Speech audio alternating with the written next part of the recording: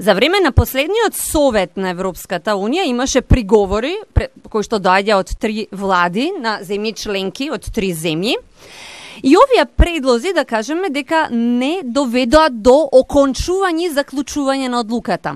Во суштина не се чу не.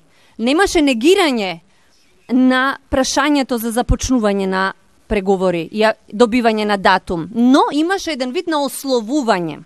Се постави условот и прашањето дека треба нешто повеќе да се стори.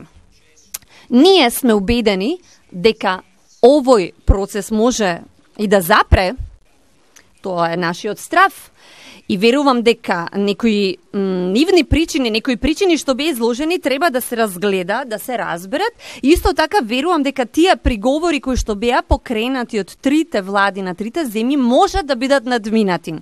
Мислам дека во овој момент известни влади се во фаза на предомислување, односно ги разгледуваат собствените одлуки што ги донеле, но да нагласам не чувме едно изрично не.